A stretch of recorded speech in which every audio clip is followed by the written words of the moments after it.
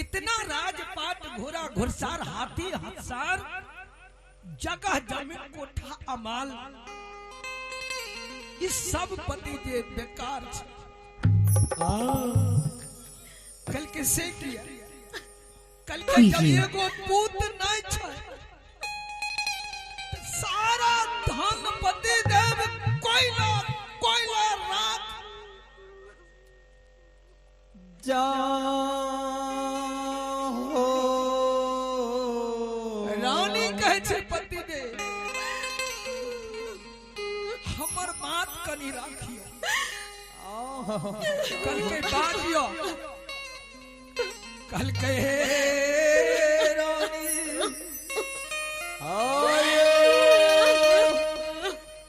बाजियो तो अपनी की बात कल के पति देव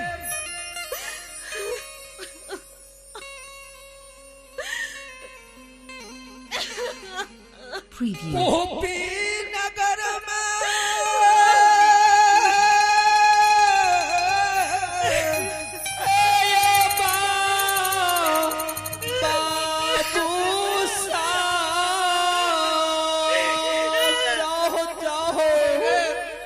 ओपी नगर में हमरा सुने में ये कि गुरु ज्योति बाबा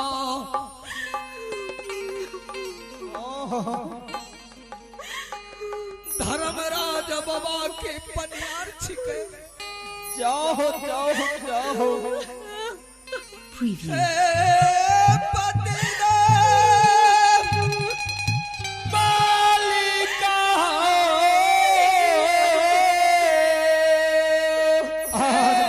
भूखला कयन दैये पियसला के पानी ओढ़िया के काया यनहरा के गुरु बाबा नैन दई जाओ जाओ जाओ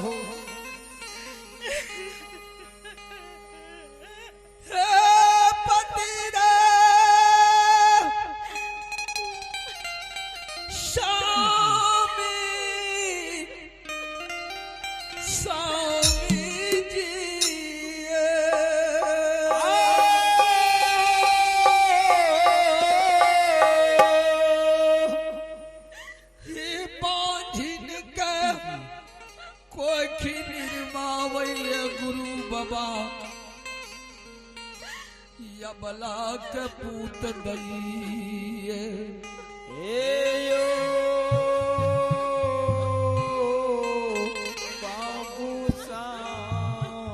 पतिदेव अबला नारी का पुत्र दइए गुरु बाबा और बांझिन जे छै छा उनका पुत्र दैया मारो छिनी के कोई सुधारिए गुरु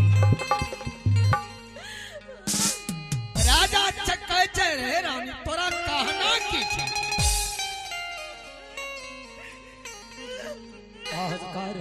रानी कहे छे स्वामीनाथ जाओ जाओ हे स्वामीनाथ हमर मन यह करैया आहे चलो चलो हे स्वामी जी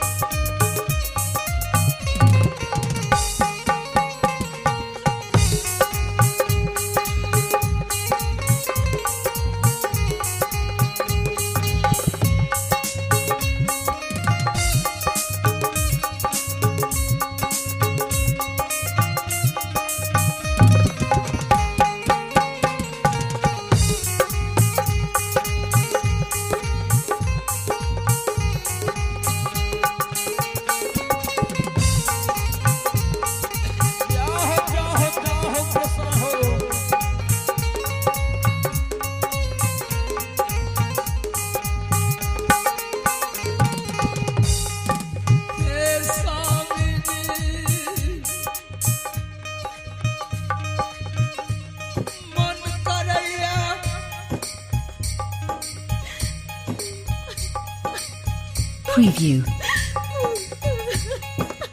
चला एक बेर गुरु के नगर, गुरु बाबा के गहवर में डाली Preview. डाली बाबा लगबे सामना। जा जा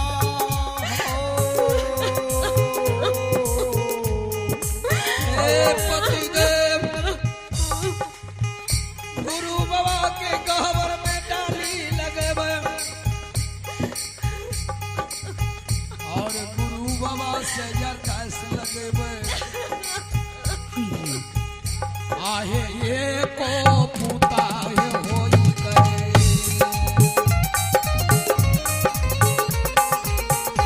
आओ ये को पूता हो देता,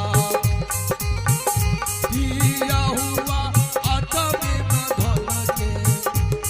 हरा खाएगा। आ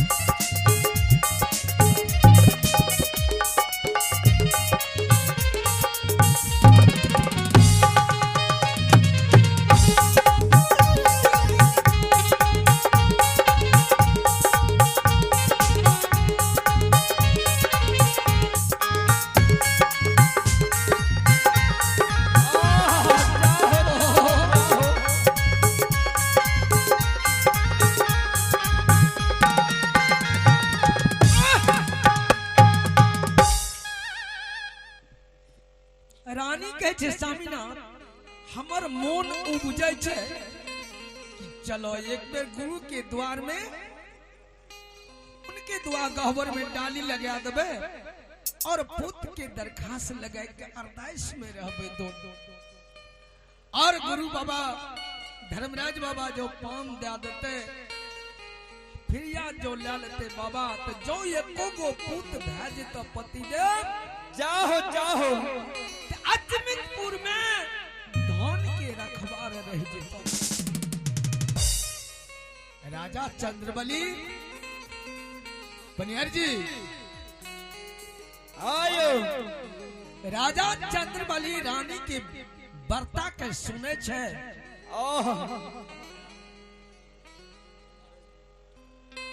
और उनका जवाब दे छे कि सुनियो अहाँ तो बोलनो बहुत बढ़िया लेकिन एक बात जाने छिए कल के जकर यहाँ नाम ले लिया ज्योतिक महाराज के उ जातिक में के चीज जाने छिए कल के ना कल के हे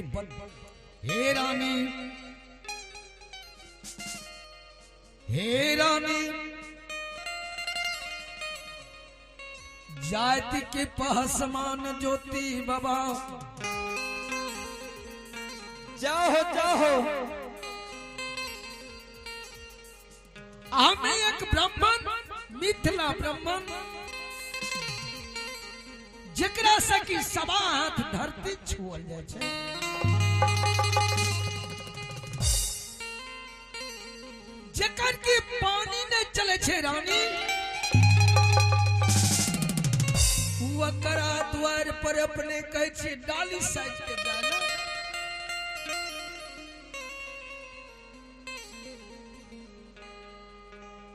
वकरा द्वार में डाली साइज के जेबे संसार में लोग देख लेता द्वार पर मुंशी दीवान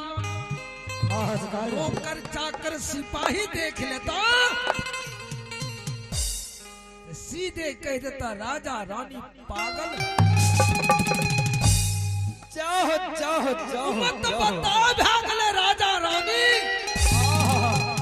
कि एक डाली साज के उचात पासमान की गहबर में डाली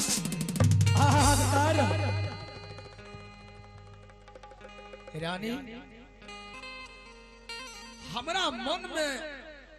तसल्ली नहीं है कि वहां मत जाओ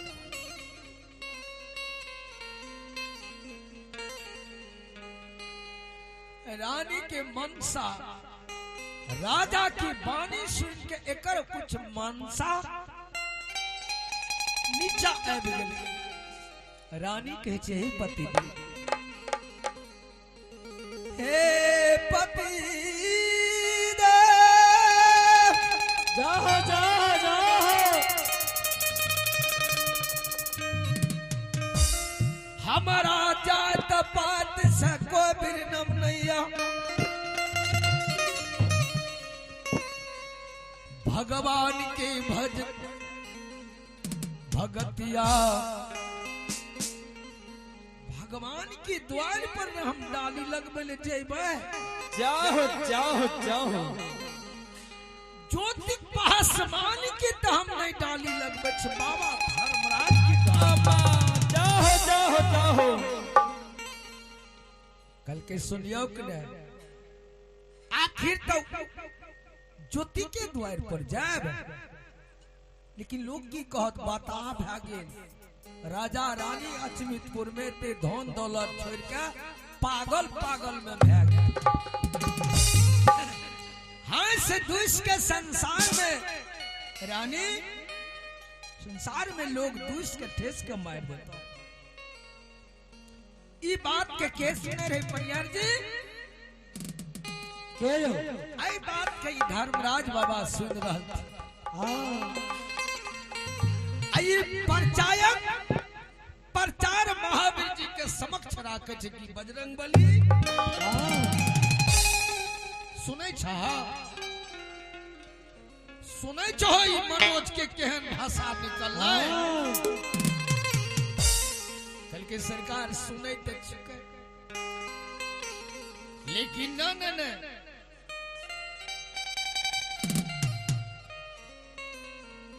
जात पात कोई पूछे नहीं और जो हरि को भजे से हरि को भगवान के भक्त छथिन हम में ओकर विराजमान में हम छिके अब उनका से ही घृणा करते। एक बात सुन ले बजरंगबली कल के सरकार दू बात कहिए कल के राजा रानी के राजा के अहंक तोड़बे और रानी के हुनका ज्योति महाराज से आशीर्वाद दिया कब दुआ आशीर्वाद दिया कर रानी के कोख में जरूर जरूर से जरूर पालन जाओ जाओ जाओ जाओ जाओ भगवान दयालु भागले कल के जब तक रानी के कोख में बालक ने देवे बजरंगबली तब तक हम जी चैन से इस संसार में जी नहीं लेकिन राजा के मनसा का तोड़ देवे कल के केना सरकार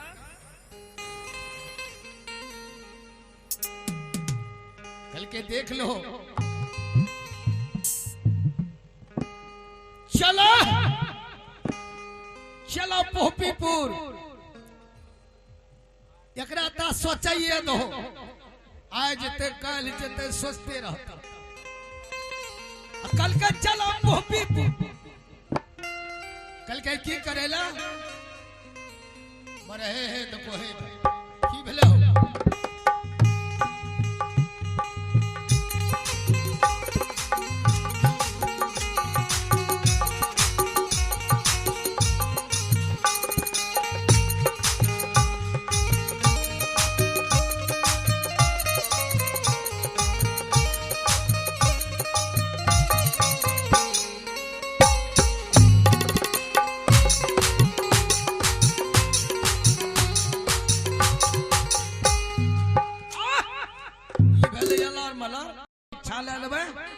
कल के ठीक है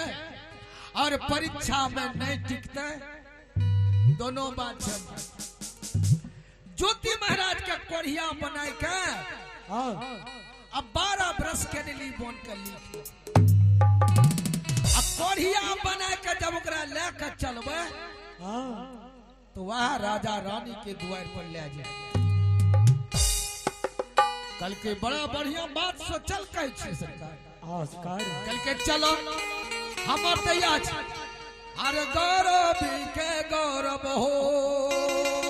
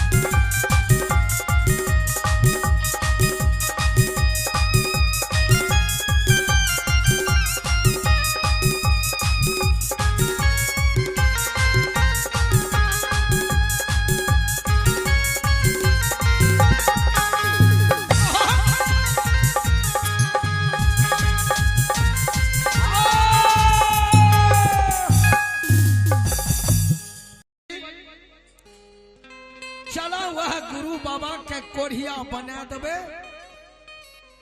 और वही कथी पर के 12 बरस के नली बन के लिख देवे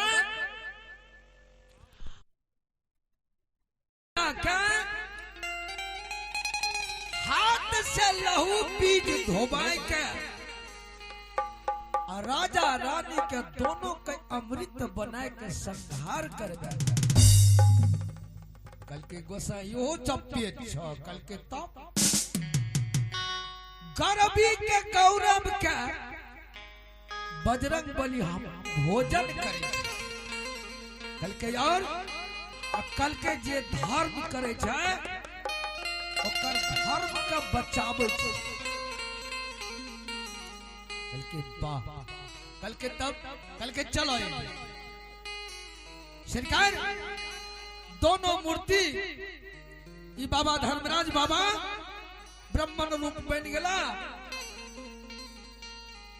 और महाबली जी दोनों रूप बदल करके गुरु महाराज के दरवाजा पर पहुंचे।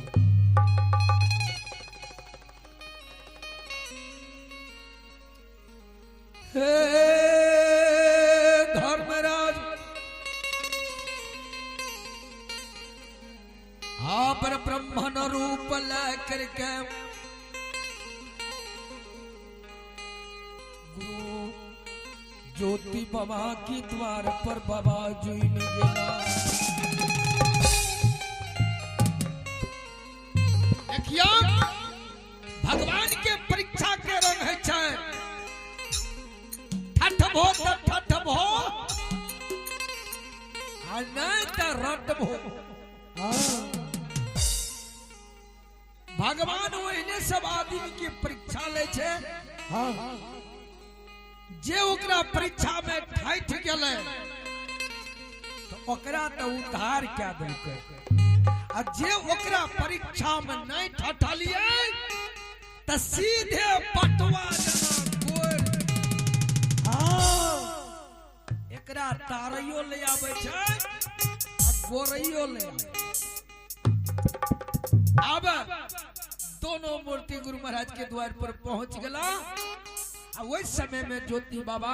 काबर में धर्म के व्यवहार फूल पान चढ़ा करके धूप दीप जाकर ध्यान में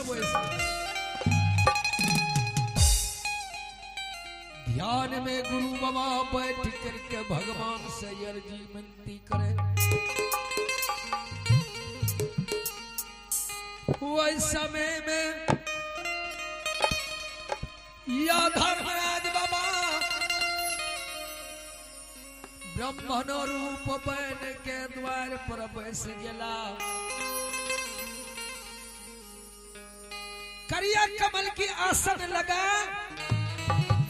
आगू में खंती रमा बनियार जी और लोटा पितरिया बगल में राख और राम गुण के पोथी जांग पर चढ़ा की करे रहती वही पन्ना का उल्टा के इमहर उल्टा के उमहर करे छथिन बाबा। जाओ जाओ जाओ तो की देखे रहती ज्योति महाराज की भक्ति के देखे रहते कि कौन जगह मिस है ज्योति महाराज की भक्ति।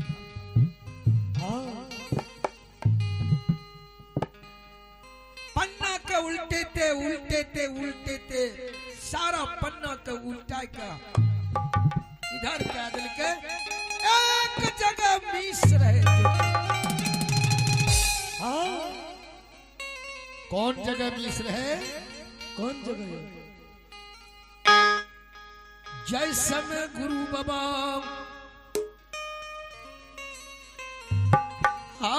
पोपीपुर में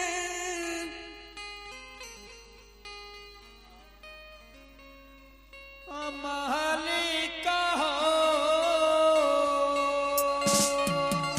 जय दिनों पोपीपुर में गुरु ज्योति बाबा की जन्म भेल रहे। मालिका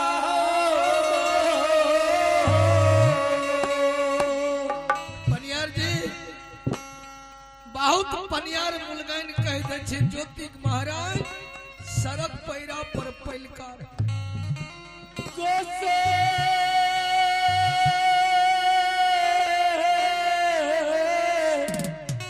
धारा मारा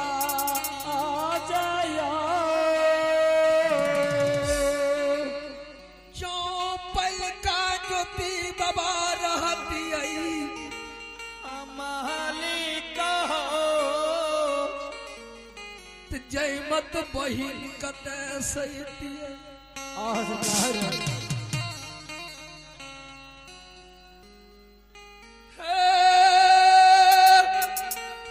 सकल समाज बाबा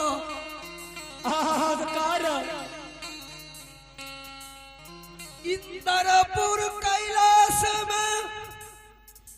यश में जग के रात भेल रहे वही जग के 7 दिन 7 रात बीत गेल रहे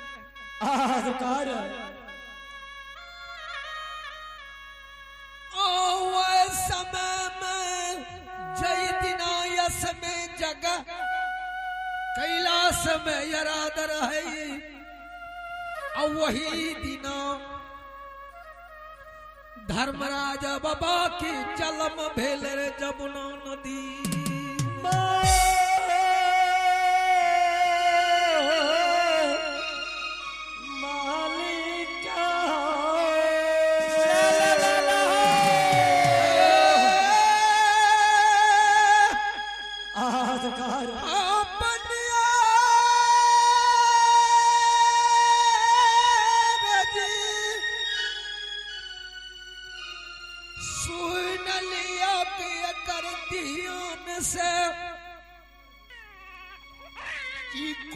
विधि से बाबा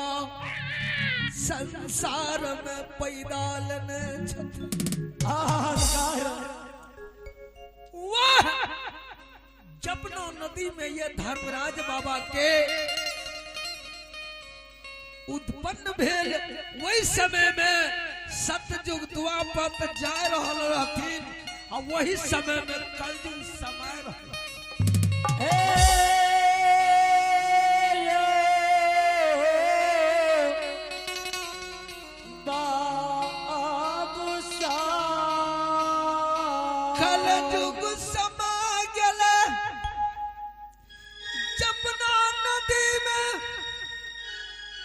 ये धर्मराज बाबा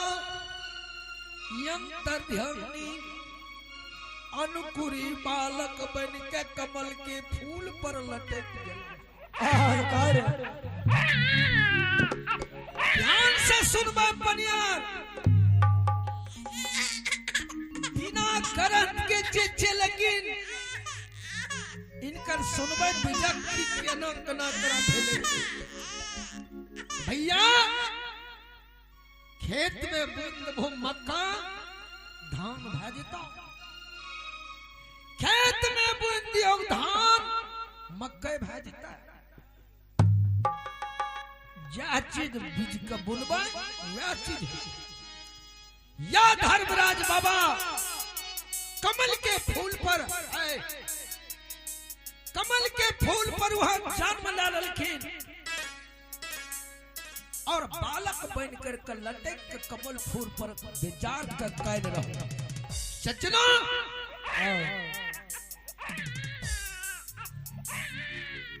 वह अमृता अमृतापुर के अनीता ब्रह्मीन नित्य दिन वह जमुना नदी में स्नान करे ले रहा था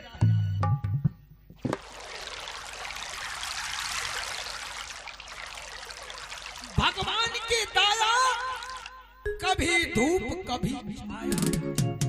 छाया वह यमधा बालक के देख के अनीता जहिना किनारे ले अनीता देख के बालक धर्मराज बाबा मोहन के मोह मोह के कान करे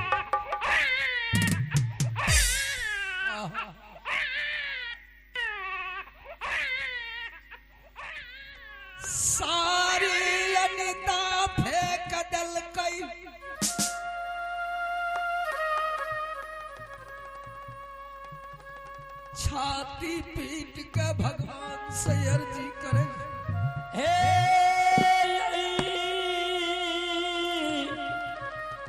सहरा के माता बहिन और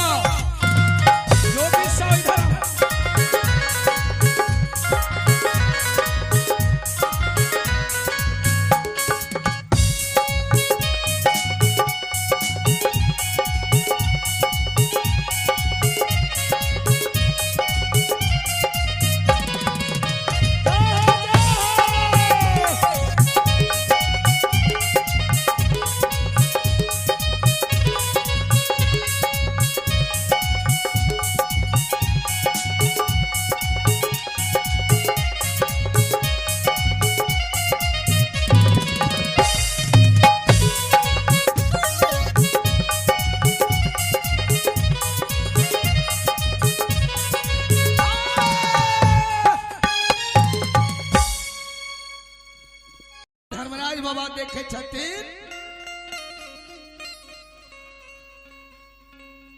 अनीता वह बालक के व्यवहार के देखे थे,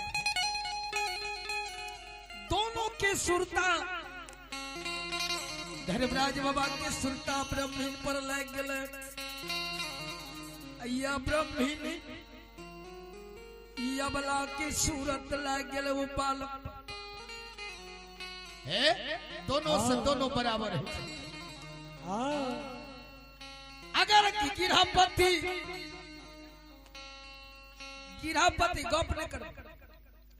गिरहपति भगवान पर सुरता देता तो भगवानों की सुरता गिरहपति पर पनियार भगवान पर सुरता लगे तो भक्ति संपूर्ण होता है। अने जो पनियार उन्हें घोर तरस कहिए नहीं हेते कि हमरो बाल बच्चा खाने अधिकार जय हो जय हो। देखो जकर नौकरी करे ले लो बोइन जरूरे दे छ उसरलो खेत में।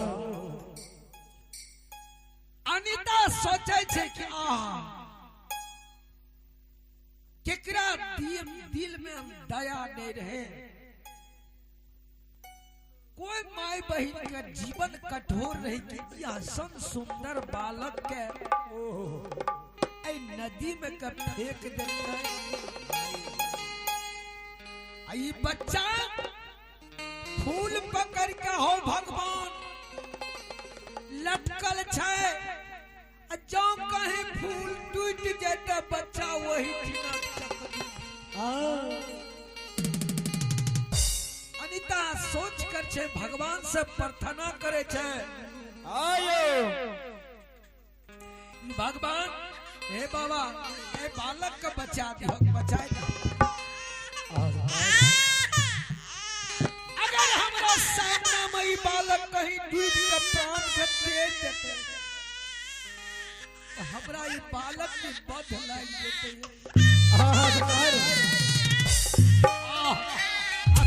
तो बालक अपन माया के विस्तार करे, घोलेट के ऊ फूल पकड़ ले, घोलेट के ई पत्ता पकड़।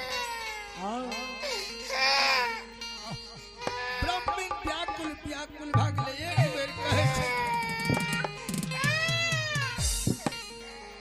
एक बेर ब्रह्मीन जीव में भरोसा क्या दल के